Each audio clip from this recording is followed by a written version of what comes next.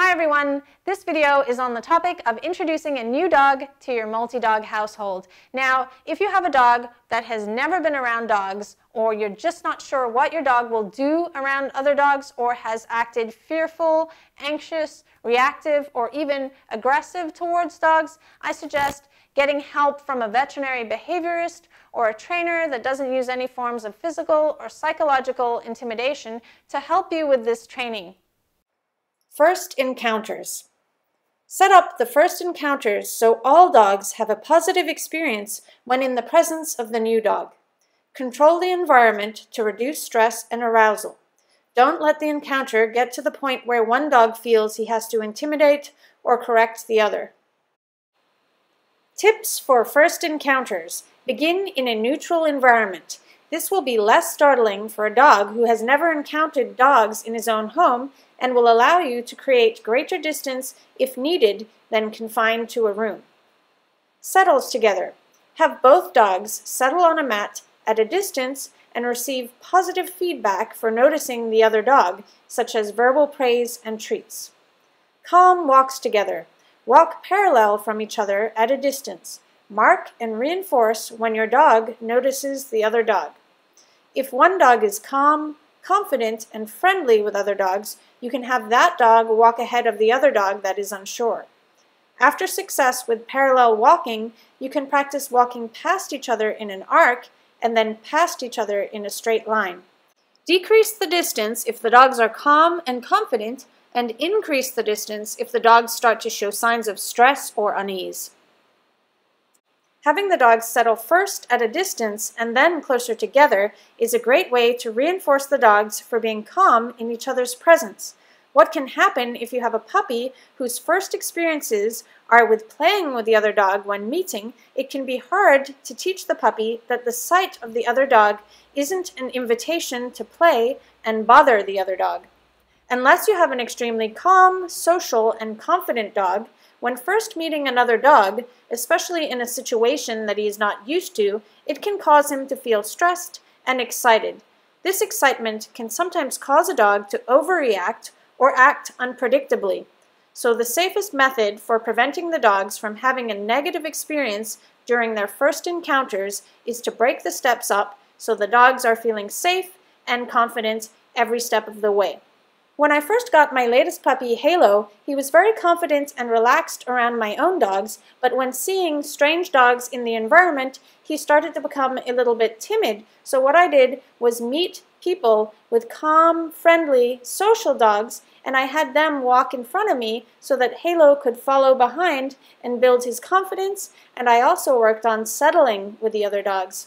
To build a positive association with the new puppy, every time you give the puppy a treat, you give your adult dog a treat. You want to do it in that order because that means you paying attention to your puppy predicts that you give your dog a treat.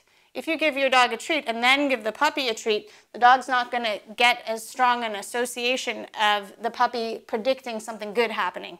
So anytime you pet your puppy or give your puppy attention or your puppy moves and you have a dog that's worried or dislikes the puppy, you pay attention to the puppy or the puppy does something and then, good job, Wish. Then Wish gets something amazing. Hey, Wishy, good girl, so brave, good. Anytime you see your dog look at the puppy, when they move, you can also mark, tell them how good they are, and then give them a treat. Now you want to make sure that the distance is far enough apart that your dog is comfortable. If your dog looks like your dog is threatening the puppy or doing warning signs or just can't look away from the puppy, and is too hyper-fixated, then you need to create distance. So when they were first hanging out, Wish was on the other side of a barrier, getting used to the puppy for a couple of days before being this close and off-leash. Hey, Wish. Good job.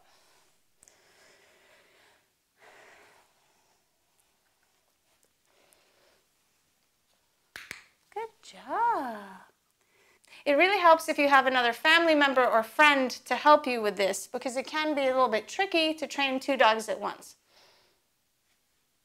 First interactions.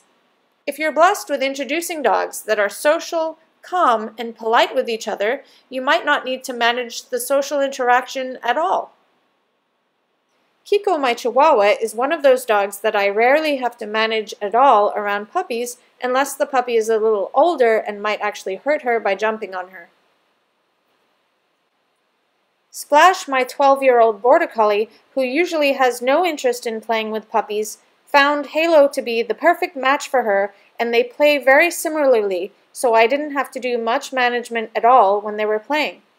If one dog is calm, confident, and friendly, and the other dog is a little bit unsure and needs more time to warm up, you can have the confident dog stand, sit, or lay down calmly, and the dog that's unsure can approach and sniff the dog from behind briefly without having to go face to face with that dog.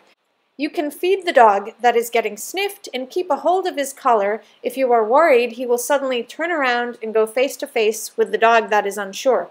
Keep the sniffing short so no dog gets overwhelmed. 2 to 3 seconds is a great idea. You can then cue the dog to move away with you on leash. Only do this with dogs that are comfortable with the exercise, as some dogs do not like being sniffed when they have their collar held or when eating.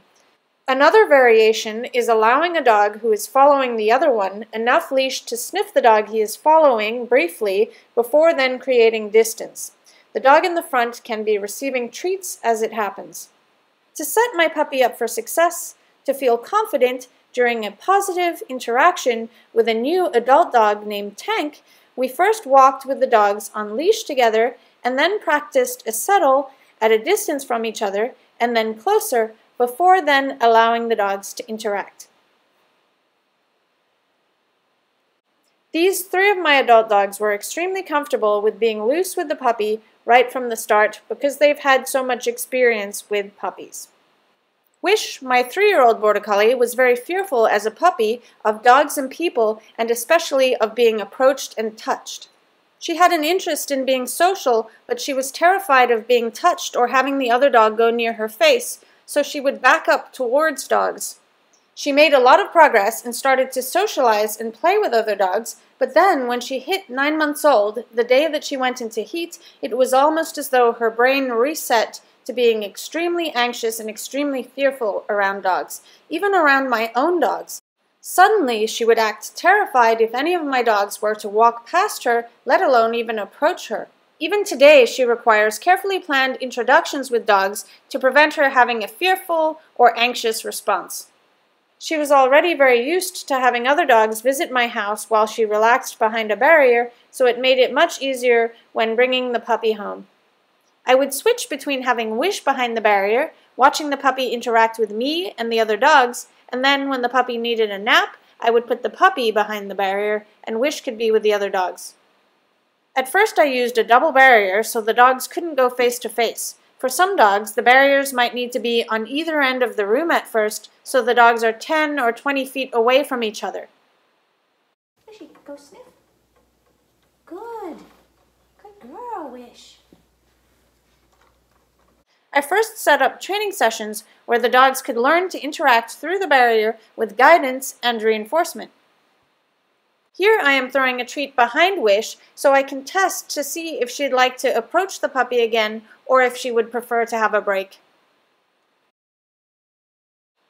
If you have a dog that doesn't have a history of being calm, friendly, and benevolent when playing with other dogs of all ages in all situations, when introducing the new dog to your household, I don't suggest that you should just let them play together in the first few encounters and hope that nothing bad happens. The calmer the dogs are, the less likely they'll be to overreact. So by taking it slow, you can build on short, positive experiences, leaving your dog wanting more interactions with the other dog, rather than the first experience of playing being a negative experience for one of the dogs. It's a great sign if your dog initiates play in the first few encounters, but just because your dog tries to initiate play with the other dog doesn't necessarily mean that he won't suddenly feel overwhelmed when actually playing. For example, if the other dog were suddenly to do something that your dog was not expecting, like putting his paws up on your dog's back or biting at your dog playfully. If at any point a dog is getting stressed, overexcited, or offering undesirable behavior, you can interrupt the dog using a positively trained cue, such as a recall, an attention noise, or the cue, leave it. Pop-ups, come here. Let's go play with your toy instead. Here, right here. If your dog is just not listening, you can separate your dogs and give them a break from each other. It's important to learn what appropriate and inappropriate play looks like in dogs, but at any time when you feel unsure, I suggest interrupting the dogs and having them take a break apart from each other or just working on the settle. Use management and prevention between encounters and interactions. Keep the dogs in separate rooms when you have to leave the house to prevent them having negative interactions while you are not home. Having the dogs in the same room with a barrier can be problematic for some dogs because they can intimidate each other or get frustrated by not being able to reach each other. Monitor all interactions in the first stages while the dogs are building their relationship and learning how to interact with each other appropriately. I hope you found this video helpful for your training. Don't forget to like, comment, and subscribe to Channel Kiko Pup. See you later, guys. Bye!